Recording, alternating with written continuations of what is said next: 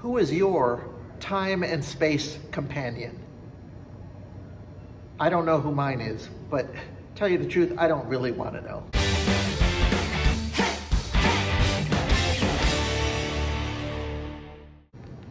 So here in China, they just came up with a new term, time and space companion.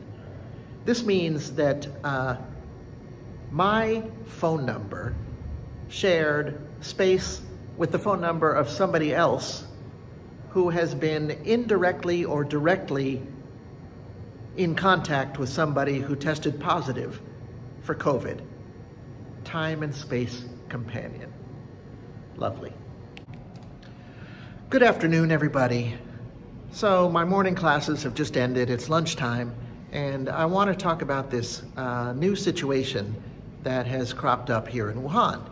In Wuhan, we are the experts in coronavirus detection, right? Well, we've recently had a few handfuls of cases, which, it's a little disconcerting, but it's just a couple handfuls after months of having none. We've been living our lives almost as if it didn't exist for with the exception of a few months ago when we had to get mass tested because there were a few cases. Most people just go around. We all have our code, our green code, but, I only use it in malls to get onto campus. I don't use it in mom and pop shops. I don't use it in 7-Eleven. I don't use it in even big restaurants. So it's really not exactly as you might read if you haven't been here or know the situation. So these 3 business people, after they're tested positive and taken to the hospital, that happened on Monday, then by Tuesday morning, there was a notice on my community chat that I should come down for a test, which is just the way that Wuhan rolls. So I go down, I wait an hour in line, and get my test. It's just sort of, it's just normal, no problem. Then I came to campus, and oh my God. Maestro, cue the music.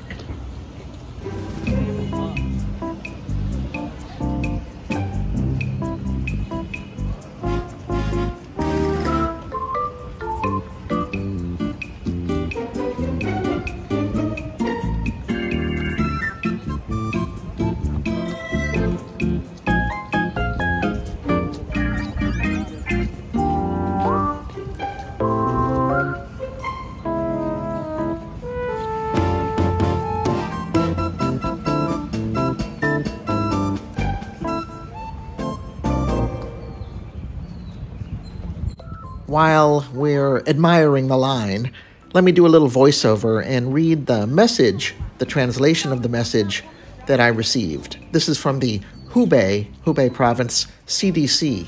Warm tips. Hello! Exclamation point. According to big data analysis and your recent travel history, you may have direct or indirect contact with COVID-infected people recently, and there is a certain risk of infection. For the health and safety of you and your family, in accordance with the law on prevention and control of infectious diseases, regulations on emergency response to public health emergencies, and other laws and regulations, and the requirements of epidemic prevention and control, please cooperate with the following work after receiving this information. 1. Immediately take the initiative to contact your community, timely inform this message, and in accordance with local requirements to implement nucleic acid testing and other epidemic prevention and control measures. And do a good job of personal protection. It goes on, but you kind of get the message. Next, I want to talk about after this line. Did I mention that it took 3 hours? When I talked to my students about this, a few of them didn't get to do the test because the people doing the testing ran out of the materials they needed to do the test, and then they just stopped. In any case, it all ended well. We got a message later that day saying, "Dear teachers, as of 1800 on February 22, the school, in accordance with the Hongshan District Luonan Street nucleic acid testing requirements, a total of 7,421 people in the Department of Information Science, teachers, and students and residents, nucleic acid test results are negative." Blah, blah, blah, blah, blah. And that was that. At the end of this message, it says non-isolated teachers and students can resume normal education and teaching activities under the condition of normalizing epidemic prevention and control. Oh, and just in case you weren't impressed with this line, I found another line. They seem to be all over campus.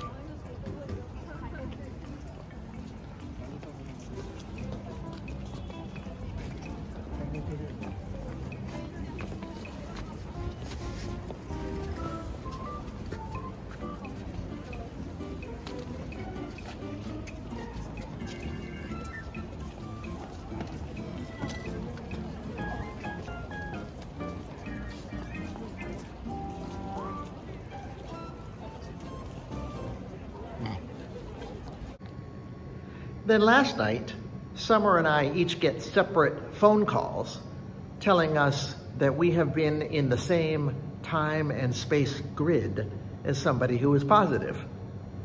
And they explain it that if you are in an area where somebody who tests positive had been for a 10-minute period, then, we're on alert. And this area is 800 meters by 800 meters. So if I'm doing my math right, that's a big space. What it means isn't exactly clear, except it was a problem for Summer this morning because she was told to get tested. She was at work when I got tested the other day at our apartment community, but she wasn't. And so now she was told by our community person that she needs to get tested right away. So she goes to the hospital this morning. I talked to her. It only, she had to wait about an hour, but she has to take the entire day off work because the results won't come back until 6 o'clock and she's not allowed to go to school until she gets the results. Anyway, Wuhan, which used to be a total green, safe area, has kind of moved up half a level. I say half a level because we're not in a new color. We're still green, but it's really funny in a way. I've got green with an asterisk, an actual asterisk on my green code. It's kind of funny, except I guess it's kind of not, but yeah, it's kind of funny. I'm safe with an asterisk. Wow. I just want to say again, can you imagine if you had to go in that 3-hour line? And especially since there's no real emergency. There really is not an emergency here.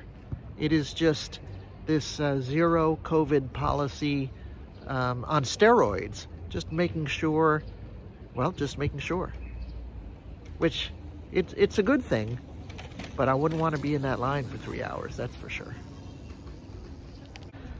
On campus, and I think around the city, we'll be on alert for a while and nothing will change. I'm going to go get lunch right now, and I imagine that it'll be the same as always. I'm going to go to this noodle place I like, and I am not going to have to show a code, and nobody's really going to think about it, except, we've got the asterisk. Here we are.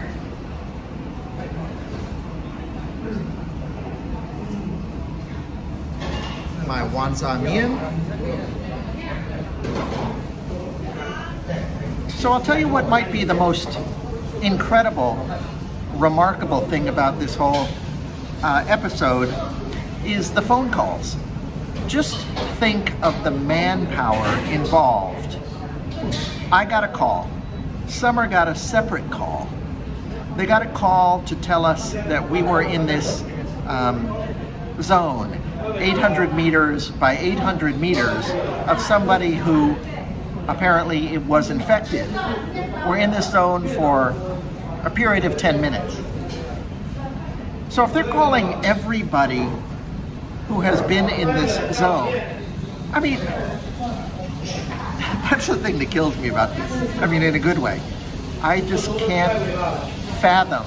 It's like this giant call center, right? They must be making calls all day. There must be, I'm going to say hundreds in Wuhan. I'm going to say thousands. I don't know. How many does it take to call everybody who might have been in this area? Yeah, it's crazy.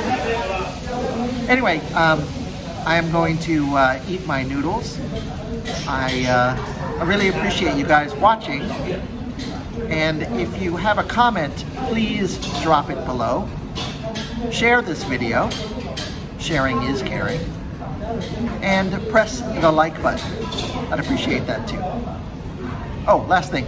If you haven't already subscribed to my channel, please subscribe.